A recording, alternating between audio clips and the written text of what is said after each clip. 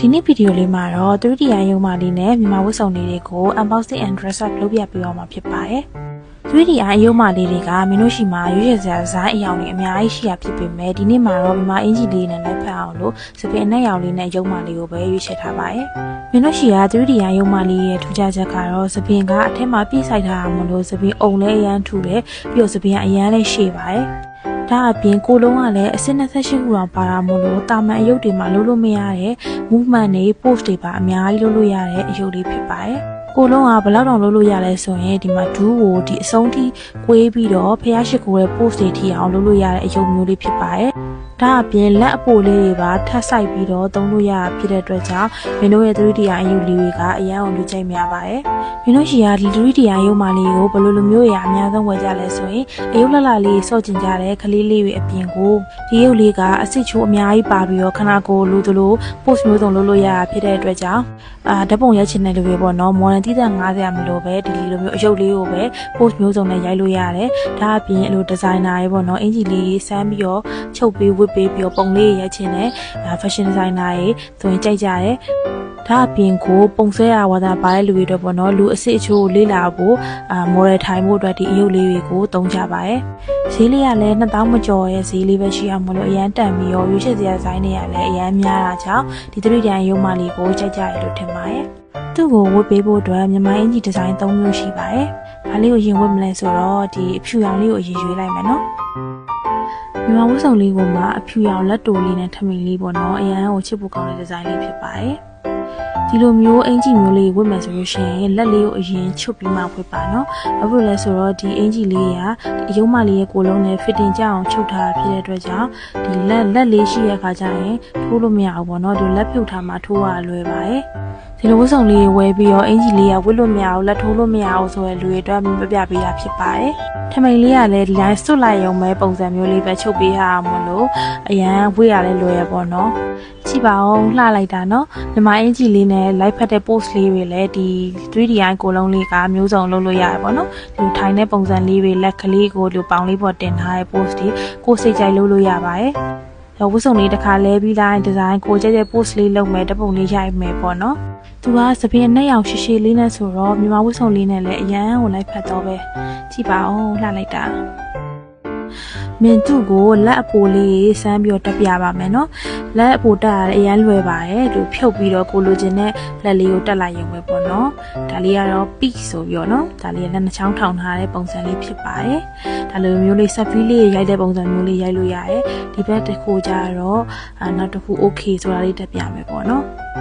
အဲဆိုရင်ကိုလိုချင်တဲ့ဓာတ်ပုံအတိုင်းလက်ကလေးတွေလည်းမျိုးစုံပြောင်းပြီးရိုက်လို့ရတယ်ပေါ့နော်ရန်ကိုချစ်ဖို့ကောင်းပါရဲ့လက်ပိုလေးမှာပါတာပေါ့ဒီကိုလက်မထောင်တာပါမယ်ပြီးတော့ okay ဆိုတာလေးပါမယ်ပြီးတော့ peace လက်နှချောင်းထောင်တာလေးပါမယ်ပြီးတော့လက်ညှိုးထိုးတာလေးပါမယ်ပြီးအောက်မှာ I love you ဆိုတဲ့ဒီဇိုင်းလေးပေါ့နော်အဲ့လိုမျိုးဒီဇိုင်း5မျိုးတောင်ပြောင်းလို့ရပါတယ်ဒီလက်ပိုလေးကလည်းမင်းတို့ရှိမှာ install ရှိပါတယ်နောက်ထပ်စုံကိုထပ်ပြီးတော့ဝတ်ကြည့်ပါမယ်ဒါလေးကလည်းမြန်မာဝတ်စုံကိုမှသူကအနီရောင်ဒီဇိုင်းလေးပါသူကကျတော့လက်ရှည်လေးပေါ့နော်လက်ရှည်လေးနဲ့အောက်ကထမိန်လေးကကျတော့အပွင့်လေးတွေနဲ့ဖြစ်ပါတယ်မင်းတို့စမ်းပြီးတော့ဝတ်ကြည့်ကြမယ်နော်ဒီမြန်မာဝတ်စုံလေးတွေကမျက်စိမှာလောလောဆယ် install လေးရှိရဲဆိုပေမဲ့ကိုယ်တိုင်ချုပ်ရတဲ့အထည်လေးဖြစ်တဲ့အတွက်ကြောင့်ကုန်သွားရဆိုရင်တော့တစ်ရက်နှစ်ရက်လောက်ထပ်ဆောင်ပြီးတော့ပို့တော့လိုရပေါ့နော်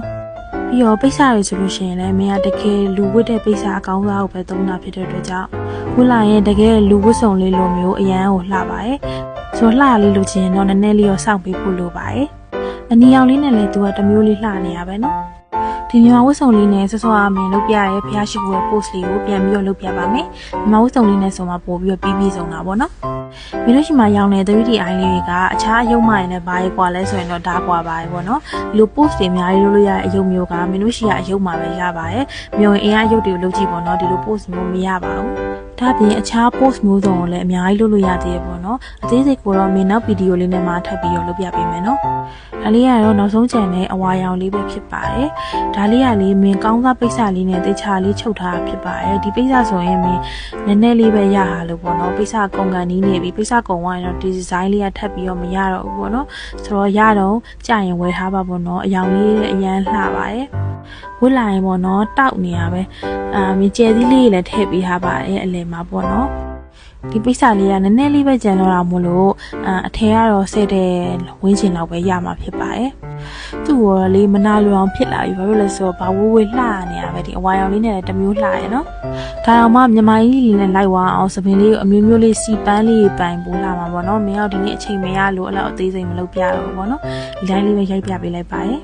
နောက်ဆုံးအနေနဲ့ပြောချင်တာကတော့မင်းအခုဒီဗီဒီယိုမှာရိုက်ပြသွားတဲ့နောက်ခံအယုတ်အိမ်လေးอ่ะဆိုလို့ရှိရင်မင်းက handmade လုပ်ထားတဲ့ဒီဇိုင်းလေးပဲဖြစ်ပါတယ်ပြီးတော့မပြီးသေးဘူးပေါ့နော်လုပ်ဖို့လိုတာလေးရရှိသေးတယ်ခုံလေးရဲ့အထက်ကဒီအနောက်မှာအယုတ်လေးထည့်ဖို့ပေါ့နော်ဒါကတော့စင်လေးပေါ့နော်စင်ပေါ်မှာအယုတ်လေးထည့်ဖို့တော့ကြံပါသေးရဲ့သေးသေးမပြီးသေးလို့ပေါ့နော်ဒီလိုအယုတ်အိမ်လေးလည်းမင်းချီမှာ order လာမှာလို့ရပါတယ်ဒါပေမဲ့သူက handmade ဖြစ်လို့နည်းနည်းလေးရောစောင့်ပေးရပါပေါ့နော်အချိန်ကြာလေးရောရှိနိုင်ပါတယ်ပြီးတော့အထက်မှာပါတဲ့ accessory တွေနဲ့ပြီးတော့အဲ့လိုမျိုးဓာတ်ပုံလေးလည်းထည့်ပေးလို့ရတယ်ပေါ့နော်ဓာတ်ပုံလေးအထက်မှာထည့်ပေးလို့ရတယ်ကိုကြိုက်တဲ့အယောင်လေးတွေလည်းရွေးလို့ရတယ်ပေါ့နော်အဲ့လိုမျိုးလေးမြင့်ရှိမှလာမှလို့ရပါတယ်ဒီဇိုင်းကတော့ကိုလိုချင်တဲ့ဒီဇိုင်းပေါ်မူတည်ပြီးဈေးလေးကတော့ကွာမှာပါအသေးစိတ်ကိုမင်းကို CB မှာစာပို့ပြီးတော့လာမေးလို့ရပါတယ်အထက်မှာထည့်တယ်ပေါ့နော်အသေးစိတ်ပေါ်မူတည်ပြီးတော့ဈေးလေးကကွာနိုင်ပါတယ်